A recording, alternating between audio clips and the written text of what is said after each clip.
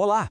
O nosso ponto de partida hoje é um título que, à primeira vista, parece bem acadêmico. Sistemática e Fisiologia Vegetal. Mas pode acreditar, aqui dentro tem uma chave para a gente entender a história da vida no nosso planeta. Vamos decifrar isso juntos? A grande pergunta que a gente quer responder é exatamente essa. Com tanta planta diferente no mundo, como é que a ciência consegue organizar essa variedade que parece infinita? A pista, como eu disse, começa naquele título. Então, vamos lá. O primeiro passo é quebrar esse título em duas partes, porque na verdade são dois campos de estudo bem diferentes, que olham para as plantas de jeitos completamente distintos. Pensa assim, de um lado, a gente tem a sistemática vegetal. A missão dela é tipo montar a árvore genealógica gigante das plantas, sabe? Descobrir quem é parente de quem ao longo de milhões de anos. Do outro lado, tem a fisiologia vegetal, que estuda como a planta funciona no dia a dia. Como ela respira, se alimenta, como ela cresce. Ou seja, uma olha para a história da família e a outra para como o organismo funciona. E para a gente resolver o nosso quebra-cabeça de hoje, o foco vai ser total na sistemática. É ali que estão as pistas sobre as conexões profundas e as histórias evolutivas que unem todo o reino vegetal. Mas aí fica a pergunta, né?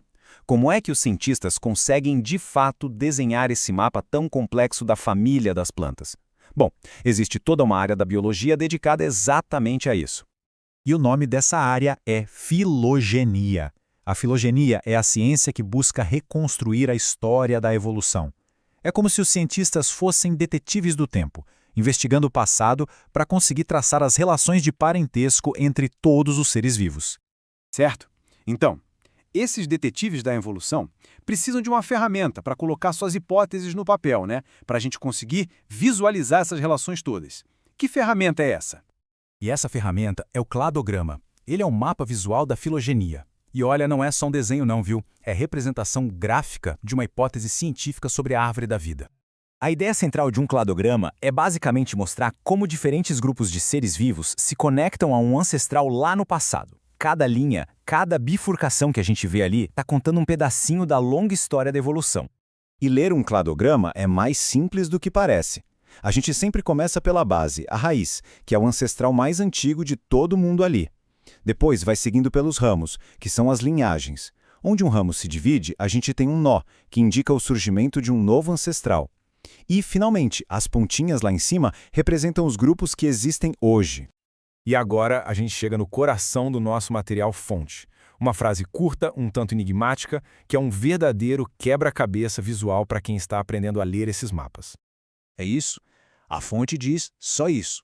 Cladograma espelhado igual significa a mesma coisa que o anterior. Ué, como assim? Como é que uma coisa que é espelhada pode ser exatamente a mesma coisa? Bom, aqui está a solução do enigma. Se a gente olhar os dois diagramas, no segundo, os ramos de cima simplesmente giraram em torno do ponto de conexão, daquele nó, como se fosse uma dobradiça.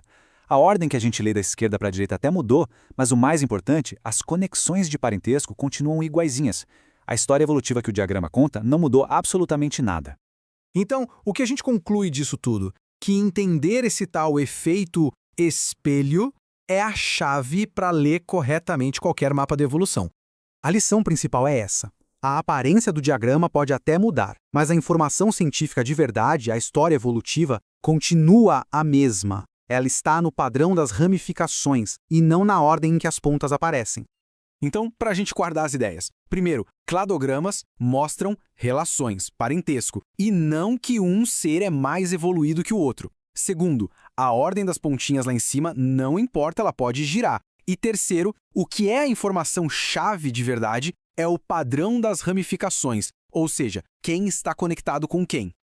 Entender isso nos livra de cair numa armadilha visual muito comum e impede que a gente tire conclusões erradas sobre evolução. Permite ler a história com base nos dados e não só na aparência de um desenho.